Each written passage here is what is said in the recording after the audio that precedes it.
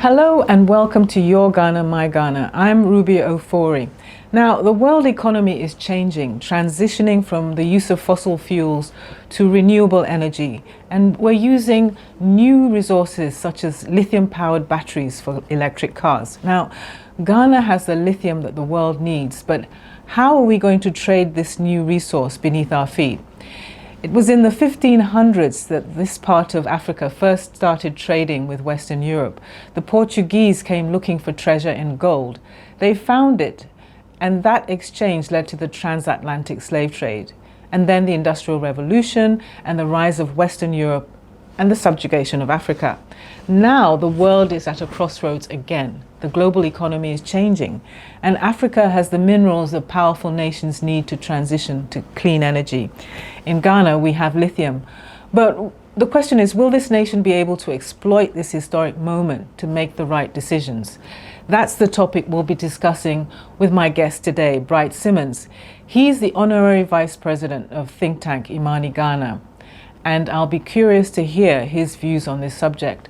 But before our discussion begins, let's get an outline of the issues at stake.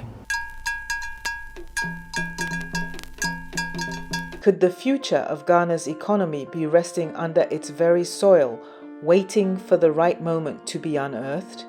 The answer may be found in lithium, a mineral now dubbed as the new gold. This element, crucial in the fight against global warming, is in high demand by the world's wealthiest nations, as lithium batteries store the electric energy that powers the vehicles of the future. Ghana, rich in lithium and eager to rise from the shackles of poverty and dependence, stands at an intriguing crossroads. Many believe that this mineral could be the raw material that ignites Ghana's economic revival. But how? The first perspective comes from the government. Officials announced a groundbreaking agreement with Australian company Atlantic Lithium. According to them, this pact is the most lucrative Ghana has ever seen, promising unprecedented income from lithium mining. As per the agreement, Atlantic Lithium will mine lithium in Ghana and export half to the United States, where it will be processed into batteries for electric cars. The remaining half will stay in Ghana, transformed into products like tiles. The government hails this as a win-win situation for Ghana. However, not everyone shares the government's optimism. Intellectual Bright Simmons, Honorary Vice President of think tank Imani Ghana, and Sophia Ekufo, a former Chief Justice of the Republic turned distinguished scholar at the Institute of Economic Affairs, offer a contrasting perspective. Ekufo and Simmons scrutinized the lithium mining lease agreement, labeling it a neo-colonial pact that could deepen Ghana's economic struggle. Their critiques sparked nationwide discussions and ignited concerns of a potential backlash against the deal. Instead, they propose an alternative vision. Ekufo calls for Ghana to establish its own wholly owned lithium mining and manufacturing entity. Simmons suggests organizing the manufacturing of lithium into batteries regionally within West Africa in partnership with neighboring nations. This vision, they believe, challenges the status quo. Backing their claims is a 2022 geological study by scientists of the University of Mines and Technology, Tarkwa. The study reveals that beneath Ghana's soil lies $150 billion worth of lithium, enough to power a manufacturing revolution in West Africa. So where does the future lie for Ghana's economy? With lithium mining on the horizon, the potential benefits are enormous. These include increased income from mining, the creation of new industries, and the possibility of propelling Ghana towards economic independence. The outcome of Ghana's approach to the exploitation of lithium is yet to be decided. Parliament and the people have a large role to play in determining what happens next, and what they decide could change the nation's fortunes. So hi, Bright. Good to have you. Can you hear me now? I can hear you loud and clear. Yeah, great. Okay. So where are you? Are you in Ghana? No, I'm not in Ghana. No, I haven't been in Ghana for a while. I'm currently in the Salzburg region. Oh, wow. Canals. Oh, okay. Lucky you. So let's go straight. Let's go straight into this. You've been very critical of the government's approach to the exploitation of lithium, and its contract with Atlantic Lithium, the Australian company that is about to mine in Ghana. And I've been curious as to why you're personally motivated to intervene in this matter. Okay, so as you know, Imani a direct interest in matters that have consequences. So we tend to intervene in national debates when the resources at stake are quite significant. And we've done that in the case of Ejapa, Aka or Ake, depending on how you pronounce it, and various large-scale transactions, including more recently SML. So lithium falls within that range. If everything is successful, we're talking of hundreds of millions of dollars of potential revenues. On top of that, there are other CSOs or society organizations in Ghana that we cooperate with and collaborate with, particularly in the natural resources space, such as the African Center for Energy Policy and others. And when they take an interest in matters of this nature, it tends to be the case that money will also be lured into commenting. So the reason is twofold. One is that there's significant fiscal resources at stake, and the second being that it was a matter of interest to the wider civil society movement. So, can you explain to a lay person what it is about the lease agreement between Atlantic Lithium and the Ghana government that you believe is not beneficial to the development of Ghana's economy? We've had very specific concerns which we've raised in a number of publications, and I'll go over a couple of them in the interest of time. So number one, we believe, as do indeed a number of other very objective and knowledgeable individuals in the country, such as the former chief executive of the Chamber of Mines, that value addition is really critical. It's important for people to recognize that we've had a very long history of minerals exploitation or mining in Ghana. We have about 130 years experience producing gold in Ghana. We have about 100 years experience producing manganese in Ghana. We have about 90 something years experience producing bauxite in Ghana. And over that period, we've had this challenge with being able to add value, significant amount of value to these minerals. If you recall, it was not too long ago that the president was talking about a gold refinery, and that gold refinery is still not operational. So in none of our minerals, in none of the categories of minerals that I've mentioned, are we able to add significant value. That is quite surprising, even though this is the expressed and the professed goal of the Ghanaian state to add value to these minerals. One of the reasons why that has been the case is because every time we've gone into arrangements to have these minerals produced, we've not had a value addition component or complement at the very outset. And we wait till the system is set up.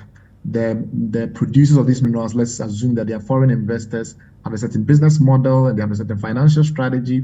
We wait for all of that to set in, to crystallize, and then we try as an added on or as an afterthought to implement or impose a value addition strategy. And we argue that that has been the bane of our development. What is more important is that right from the outset, you should have a game plan in which value addition is very important. And one of the problems we have with this agreement is that it makes the decision of whether or not value should be added to the lithium dependent on a scoping study, as opposed to not even a feasibility study. So a scoping study really means you're just going to find out what it might take, etc. A feasibility study is more how you will do it and what are the factors that will require you to do it.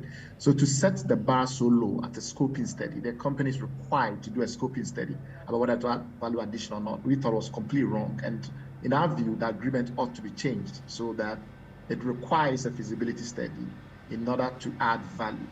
Number two, there are other commercial processes that we've allowed in association with this whole process that, to our mind, will more or less prevent the value addition from taking place at all. One of the things that we've done is to agree that the company can sell forward all the lithium that is going to produce in concentrate. Initially, the company intended to sell forward 50% to a US-based company called Piedmont. And that was to raise money for it to do the work that is done so far. It's now subsequently, because Piedmont was not going to fund the whole process, so it needed to raise half the money. It's quite clear that it cannot raise half the money through equity or debt for reasons that we don't want to go into. But because it cannot raise the money, it's now decided that the other 50% will also be sold forward. What does that mean? That means that Ghana is locked into a situation where going forward in the foreseeable future, the lithium will be exported in concentrate form, not in the form that represents significant value addition, such as lithium hydroxide or lithium carbonate, etc. So essentially, adding value to this mineral is no longer practicable because the company has decided to sign contracts with buyers overseas, and those buyers are committed to buy concentrate, not lithium carbonate or lithium hydroxide, which are higher value added transformed derivatives of lithium. So those are two critical elements: the way we've structured agreement around the obligation of the company to pursue refining, and the fact that we've allowed the company to sell forward the lithium in a form that does not represent significant value addition. The second concern that we have is that because, as I've already explained, or I've already indicated at the very least, this company has significant financial constraints. Some of the decisions that is taken about how to develop the mine is based on how to use the least amount of money possible. That is great for investors of the company, but it's not always very good for a country, because remember that in our case, we have a fairly simple expectation, which is that this lithium generates the most amount of money that it can, and we can take our share, and that this lithium is integrated into the broader ecosystem in Ghana, the industrial ecosystem in Ghana, and therefore by so doing create jobs, generate skills, etc., etc. Now, by using very crude technology or very basic and elementary technology just to get some lithium out quickly so it can start to make money, we deny this country the fiscal resources it needs if we're using the most advanced technology to get the most concentrated forms of lithium that we could get. So that's the second issue that we have. The third issue that we have is that we've had this conversation now for quite a while, and beyond this company investing in our resources, we are also investing in this company. I'm not sure whether many Ghanaians are aware, but we've committed to invest about $43 million in this company. So a very significant chunk of the resource that is going to this development is coming from the Ghanaian people. So the Ghanaian people, through our gold revenues, we save some money through a system called the Minerals Investment and Income Fund, a vehicle. And this money from gold is being pumped into lithium. Okay. On top of we giving them money directly, it's also our lithium that it's selling forward to generate the resource. So if you think of it very carefully, all the money is actually coming from Ghana. And yes, so the investment decisions that have been made by the Ghanaian Mineral Sovereign Wealth Fund, called MAIF, to invest in this company does not involve protections against dilution. What does that mean? What that means is that currently we're going to get 3% in the parent company, and we're going to get ultimately about 6% or so, about 6% in the local entity. Now, particularly in the global company, if the company, given that it's a very young company that has a very small market cap of about $130 million, to grow to the multi-billion-dollar valuation that companies like this typically aspire to, it will have to raise even more money. Now, every time it raises more money, unless Ghana puts in additional money, Ghana's stake will drop and keep dropping. Now, that is exactly what happened to us when we decided to allow AngloGold to become a listed company internationally. Initially, we had a lot of shares of AngloGold. Remember that in the 70s, we had 55%. Yeah, I bought some shares myself. Indeed. Now, today, we have a fraction of a percent. We have maybe 0 point something percent. And the reason has been that, every time they do a capital call, we don't have money to put in. So one of the arguments we made is because this company is so young, it's so small, and Ghana is making such a massive contribution to its growth, giving it money, allowing it to sell forward our lithium, there should be at the very least a cap below which our shares will not drop, even if it raises additional money. So this is typically called investor protection and or anti-dilution provisions. Now, the government really refuses to engage with that idea. It does not really tell us why it's not pursuing such an idea. They've gone ahead and started putting money in there. So these are three starting points for a debate. And I'm sure that in the course of our conversation, I will raise other concerns that we have. Well, that's very disappointing news that you're giving us, that the earlier announcement suggested that Ghana would be only exporting 50% of the lithium and that the remaining 50% would be kept here, processed into products like tiles. Now it appears that all of the lithium will be exported and we will be back to square one in terms of our relationship with the international markets. And as you say, the government seems to be a bit reluctant to even protect its interests in investing in both companies. As you say, we've experienced dilution in Ashanti Gold, etc. Why do you think the government is seemingly taking this kind of lemming-like approach to the development of lithium in Ghana? So to clarify, there are two aspects to this whole development of lithium in Ghana and how it integrates with the rest of the economy. There is, as you've rightly pointed out, some, how do I put it, secondary minerals that are expected to be co-associated with this lithium, like feldspar, like mica, and the rest. And in fact, it is those types of minerals that will go into the tiles now or the ceramics. But the truth of the matter is that we have those kinds of minerals all over Ghana. You don't have to develop a lithium mine in order to mine feldspar or mica or whatever. So it's a bit of a side issue. On the lithium itself, in terms of adding value to the lithium itself, the lithium carbonate, hydroxide, and things, there are three reasons why that is important for us. One reason is that, as lithium itself becomes more abundant, there are so many reserves being discovered. As other substitutes of lithium come to the market, like sodium ions and selenium, etc., your position in the value chain matters a lot. If you are still stuck at just producing concentrate in some obscure African market, you are less valuable than if you already have put in the investment to be able to supply lithium carbonate and lithium hydroxide and the likes of it.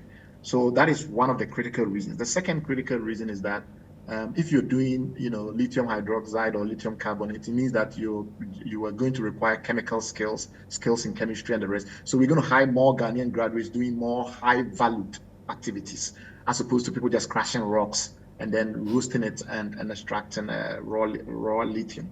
So that was just by way of additional clarification. In terms of your question about the government's motivations, of course, at this point we are only speculating. But it seems to me that the government is in a rush to get this going before it leaves office. I think the government is heavily motivated by this ability to go to a warrior in the central region and say, look, we brought you jobs and we brought you a mine and so and so and so forth. And it's so keen to have the mine production, so that the building of the mine starts this year, that they will make any concessions whatsoever to the company in order that they can take the political credit for it. Which is why we've argued that, while the government may be doing these things rationally, it's important that citizens also take an interest in this and ask whether in their own rational interest, we need to rush this process through. Because as you've pointed out, there is a decision to take this to Parliament as soon as possible without any very serious public consultations. They promised to release the strategic plan that is guiding Ghana, the minerals policy, the green minerals policy that is guiding Ghana. They have not done so. Nobody knows what's in it. So you live in a country where the policy that is guiding how we go about exploiting green minerals is unknown to the average person. It's not even known to those of us who make it our duty to try and understand these things and explain them to the public. Why is the government not willing to have that transparency? My sense is that the government is guided primarily by electoral advantage incentives. And they are only keen to the extent that they will be able to say that, look, in our time, lithium production started and we created jobs in the central region. I think citizens ought to be much more, including people like your good self in the journalism space, have to be much more ruthless in forcing the government to come to terms with things that just don't make sense. I mean, you have a green minerals policy, release it tomorrow. Let's understand how your current decisions fit into that medium-term agenda. You have an interest in after. You talk about the fact that we don't have enough volumes of lithium in Ghana, and that constrains us. Well, there's lithium across the sub-region. What are you doing to make sure we can pool lithium? And if we decide that Ghana should be a hub for lithium production, what concessions can we make to other countries so that they bring their lithium here? These are important steps that we need to see you taking. We've raised issues around some of the considerations in relation to environmental protection, where, for instance, there is an ongoing consultation now in the community. But if you look at the processes that have gone on so far, none of the critical issues that come up in lithium environmental impact contexts have been addressed. Issues of water, issues of leaching of chemicals, which is funny because, the company that is buying forward half of the lithium concentrate we are going to be producing in Ghana, they have other projects around the world. And in fact, one of them in the United States has been kept on hold for many years because they cannot easily pass permitting. The environmental requirement, the community have raised a lot of issues where they need to answer.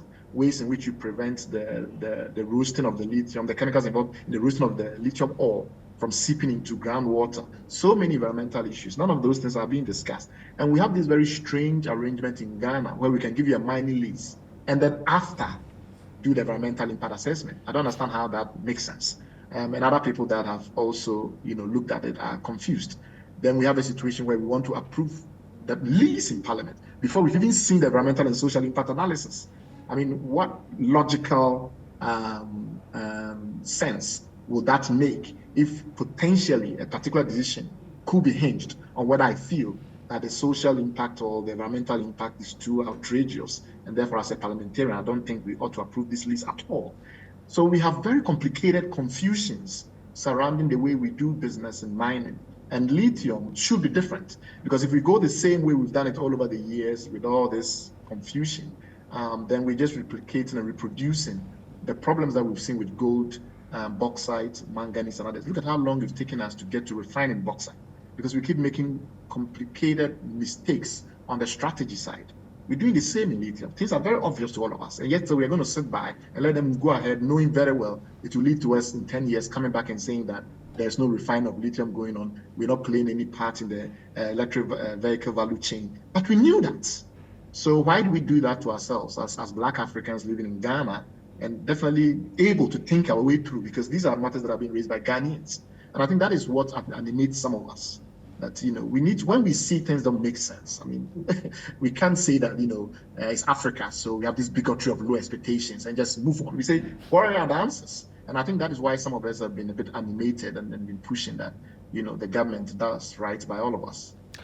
Give me a sense of the vision that you're trying to project about our use of exploitation of lithium. What could we see in, say, 5 years in Ghana if all the advice that you've been giving were followed? What would there be? So one, we would be probably less likely to be entirely subject to the commodity cycles as we have in some other minerals, because if you add a lot of value in your home country, you are able to enter into strategic marketing arrangements that somehow can protect pricing a little bit. So some of the things that the company is trying to do with offtake agreements will involve arrangements that typically benefit the company. Sometimes those benefits align with our interests as well, but not all the time. So the question would be, as a country, with a value addition strategy, what will be the derivatives, the complex financial instruments that will guide our ability to say, okay, we own this percentage of the mineral. We have the ability to constrain how the mineral gets exploited. How do we get involved in some of the marketing arrangements that ensure that the commodity cycles, don't completely vaporize the benefits that come from time to time? There are examples around the fact that, at some point, if we do a regional hub properly, we may be able to get batteries production going on. That's very advanced technology. That puts us right in the middle of the green revolution. Nobody's saying it's going to be easy. The numbers have to be right. There are much richer countries in the world and regions in the world where they don't have an end-to-end battery value chain. We don't dispute that. But the truth of the matter is that it takes concerted efforts to get into the game at all. So you don't start by just saying that it's hard and then just moving on and doing the easiest things. You say, okay, it's hard, but why is it hard? And what is it about, the potential volumes that we need that a regional agreement might not allow to materialize? Is it geopolitical? Is it that we don't trust our neighbors? And how do we trust them more? What is the kind of mechanism that will make that work? I think there's a lot of thinking that can be done by Ghanaian strategists across academia, across the policy environment, that could track some of these problems. Unless we are saying that, we are somehow inferior, we can't think our way through hard and complex matters. I also think that there is room, if we do our work well, that we are not only looking at the battery value chain, but also other derivatives of lithium as you add more values. Of course, lithium was long used in medicine before it was used in electric vehicles. And it's still the case that electric vehicles constitute the biggest consumption for this. But there are other products in the value chain in lithium that we could be exploring more systematically if we have more infrastructure to do that here. And at the end of the day, it's about competences, the way in which people gain skills in chemistry, in lithium chemistry. It's about the way in which Ghanaians get involved in complex pricing on mercantile exchanges and things like that. So the more value you add here, the more you create a workforce. And that workforce will not only be useful in lithium, we now have graphite discovered in the north. They will be useful in other green minerals because they get to understand what it takes to differentiate your strategy for green minerals versus traditional minerals like gold or bauxite, etc. Then the third is that we have to think through how we bring big companies into Ghana that have the muscle to get this going. So what the Rwandan government has done was that when they recognized some of these things I'm talking about, they set out in a very strategic manner to entice Rio Tinto to deal directly with the government, because the Rio Tinto was dealing with a small company very similar to Atlantic Lithium that had discovered this mineral in Rwanda and was doing the same thing that this company was also doing, basically hustling its way through to first production. And the government realized that that is not going to be how its strategic vision will be met. So he decided to spend days in Davos, hobnobbing with Rio Tinto. And now Rio Tinto has an agreement directly with the government, which includes broad exploration, which includes some prospecting, and downstream to think through how it uses Rwanda as a hub for some of the activities that it has going. So my sense would be there are, battery manufacturers in Asia and the rest. Africa is not immediately attractive, but it's not attractive because of the way we do our things. If we have a clear strategy, there's clear commitment, there are laws, let's even say a green mining law, and give certainty to investors.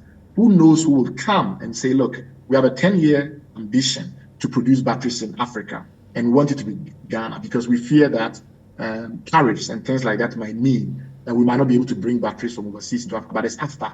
And because of AFTA, if we bring batteries into Ghana, we can sell across the region. And because we see this protectionism coming, we want to anticipate 10 years ahead and want to work with Ghana for this vision. I mean, these are things that are not easy, but these are things that you must do to develop. I mean, if we keep doing only the easy things, how are we going to transition? Because the easy things that got us where we are.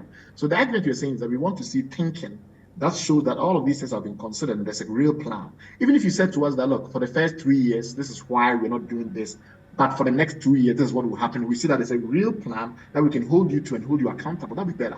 But all we've heard from the government so far is that this is the greatest deal in the world, and other places that, and I don't think that is really very effective as a way of looking at the prospects. But Bright, this is an election year. We've heard from both candidates. John Mahama's talking about a 24-hour economy. But have any of them, well, my first question to you is, has Imani approached the government and the opposition to say, hey, can we have some sort of summit to talk about this? And secondly, has Imani approached the candidates separately or to say the same thing, that this seems to be a very critical policy issue that needs to be thought through, whoever wins? So there are two types of research-oriented CSOs or civil society organizations in Ghana. There are those that are very activist and focus on public education for the most part. And there are those that are less activist and much more research oriented and focuses on what you might call insider engagements. And so there are think tanks that very regularly do things in conjunction with the government, and often they are parts of joint teams and things like that. Imani sees a gap, and that gap is primarily in educating the public to hold duty bearers accountable. So what we typically would do is not try and get into bed with the government to try and fix this, right? What we'll try and do is make sure people are aware of the issues and people are aware that the government is not taking the right issues, and to increase the political temperature, which might force the government to do right. It's a very challenging when you try to do both at the same time. When on the one hand, you are very loud out there trying to convince the public that this is not the way to go and the rest, and at the same time you also want to be in bed with the government. And so the way it's happened is that both strategies are sound but very difficult to do in concert. It's very difficult to do it together. And Imani has generally been on the activist public education side. Maybe at some point, Imani will have to conclude that that is not as effective in getting to its destination, and that it has to be more insider in its orientation. And rather than issue a press release and go on the attack, maybe go see the minister and have a good discussion. We just felt that the gap in Ghana was bigger on the activist side. We thought there were a lot more research organizations and the like who prefer to give advice quietly and to spend more time gaining the trust of duty bearers, so that duty bearers can then trust them in turn to help them to do things properly. Just that we see that the gap being bigger on the other side means that to date we haven't made much of an effort to try and kind of sit down with the government and figure out we can do something together. Maybe others would. IEA, for instance, has historically been a much more establishment organization, and is much more effective in working with very senior policymakers and others. We have, on the other hand, been more a grassroots and mass media and mass public agitation kind of oriented think tank. And so that's why perhaps you've noticed this difference in approach. I get what you're saying, that you have a specific profile, but this issue seems to be time-based. It looks like Ghana's running out of time with this lithium exploitation, and if we don't move quickly to do the right things, we will find ourselves in the same situation we are now, exporting raw materials and having debt overhangs and mass unemployment.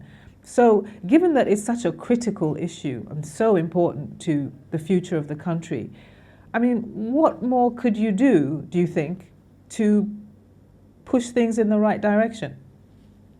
We feel that we ought to energize intellectually, of course, others that are part of the elite but are not at the very top of the elite, so that, as this matter moves into Parliament, we don't see a situation where there is lack of adequate consultation, that Parliament is compelled to call for memoranda and to have hearings and things like that. So we will do our best. These things must be done as part of a community of practice of some kind, and so activist community. So we do our best to make sure that the parliamentary process is part and parcel of the effort to ensure that the best strategies are being taken on board. What we also think has to happen is that, even though some of the decisions that we take now will preset the future of this industry in Ghana for quite a while, there are always mechanisms for course correction as things unfold. And so sometimes, especially in our part of the world, if you're too prescient and you're too forward-looking, you lose people a little. People sometimes have to see things happening, and then they kind of are truly motivated. So some of this will also involve, how things unfold in the coming weeks and months. So we'll be doing both. We'll be trying to influence influencers like yourself that are in the media and can ask the right questions. We'll be trying to reach some of the MPs that we are convinced are committed to making sure that oversight works, because not all MPs are. There are some MPs who believe that their duty in Parliament is to make sure that the agenda of the ruling party goes through seamlessly or smoothly. So we'll be doing those things and keeping an eye on that. We will also be educating the public. We will be, paying attention. For instance, we recently discovered that even the company that's supposed to buy half of the lithium has been having second thoughts about the viability of this whole enterprise in Ghana, because there are always competing opportunities and competing prospects. And so they used to have a representative on the board of Atlantic Lithium, which is the company that has the license to mine lithium. And what they've done is that they've moved this representative to another small startup entity. Most people don't know, for instance, that the person who runs Atlantic Lithium also runs another company that is focused on helium, or at the very least is very active in managing another company that runs helium, because these very early stage companies and the rest of it. So we'll keep trying to let people become more aware that we cannot hitch our national strategy to the wagon of startups that are experimenting with strategy. We have to have, as Ghanaians, and particularly as a sovereign state, a much more elaborate, a much more well thought through set of strategies. And then the private companies will align their strategies with our strategy. So we'll keep doing that as well. And hopefully we'll be able to penetrate over time into the consciousness of people like yourself who will be able to then demand more accountability. In a nutshell, what would you say to the guy in Abosiokai who's selling spare parts? What would you say to him to persuade him of your point of view and perspective on this issue in very short, Well, what we say is that, you want a good job, and a good job is a threefold nature. One is that it pays well, two is that you earn some skills, and three is that you have job security. Minerals and mining are two of the most important ways we could create jobs in Ghana. And there are some who feel that the way we do our mining in this country, that leads to things like galamsey, because people feel like they're not getting any benefits. What if there was an alternative to galamsey and going to poison yourself with mercury in your village, right? Because if we have mature mines that are more technologically advanced and are doing more value addition and things like that, then you create more jobs in the country. People like you will be able to leave Abosiokai doing menial jobs and go and acquire skills on the job.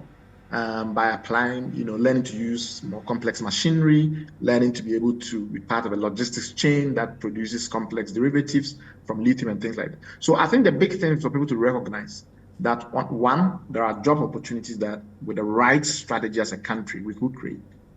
Two, the government making more money from minerals means less taxes. So some of the taxes that you pay might go down, which might reduce prices, because if the government is getting the revenue some other way, then it doesn't have to increase consumption taxes, as it's always increased consumption taxes.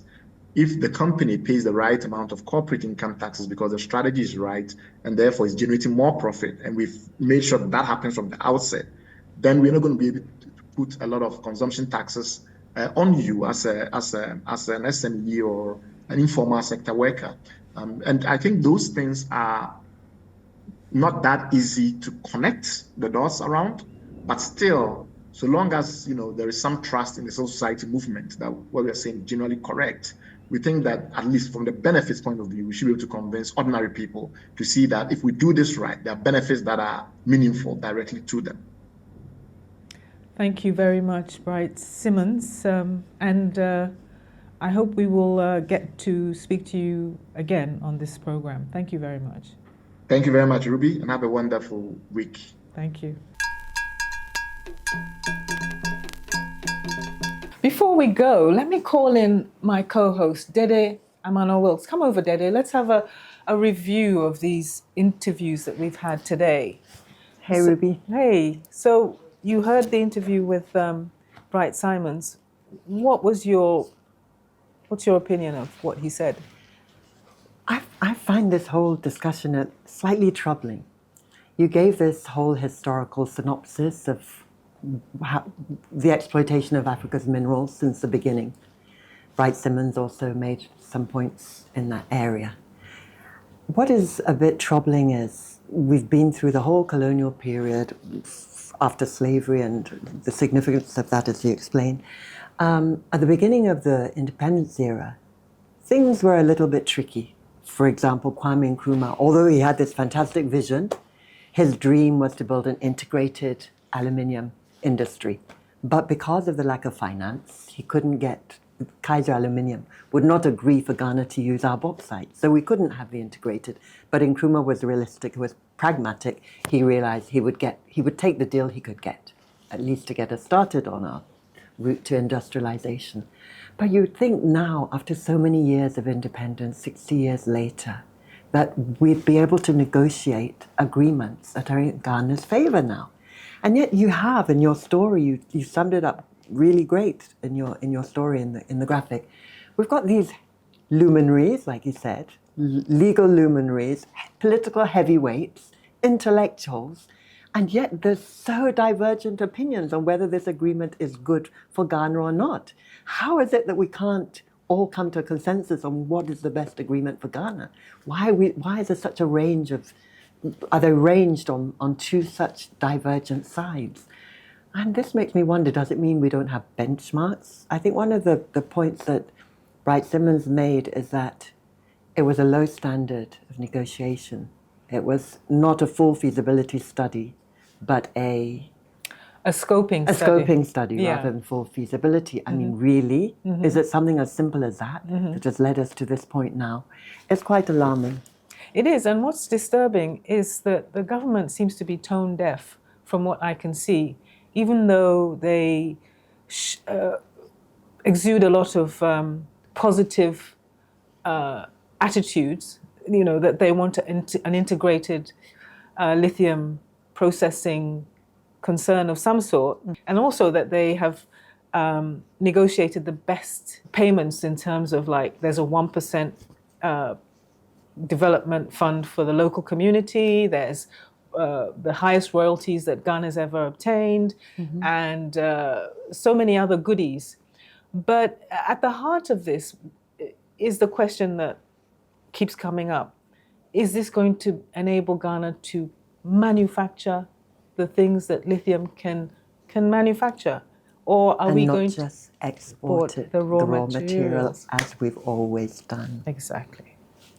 So how do we get past this obstacle now? How do we look at all that's been done? I mean, the African mining vision that was developed at the ECA in Addis Ababa, you'd think by now, and with the African Union, you'd think by now we would have all the elements of a good agreement. What is not happening? Was there a hint in the comments Wright-Simmons was making that there's some corruption somewhere? Well, or, I mean, is it corruption, or is it that we just haven't got our act together, that it's a lackadaisical attitude to these?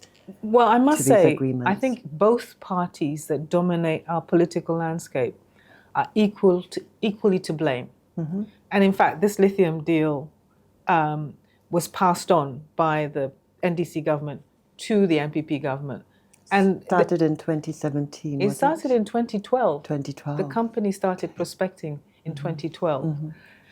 And it seems as if the new government, the NPP government, has not really brought in a new vision. They've taken on the vision that the NDC basically left and run with it. So we can't say that either party or either government is very different. And that's a very disturbing realization. That comes back to how this country is run, what kind of democracy we have in this country, and what needs to happen to make it more in service of Ghana's interests. Exactly. And well, that's it. Thank you for a very stimulating program, Ruby. Okay, thank you, Dede. And that brings us to the end of today's program. Thank you for joining me. Follow us on YouTube. We're Graphic Online TV.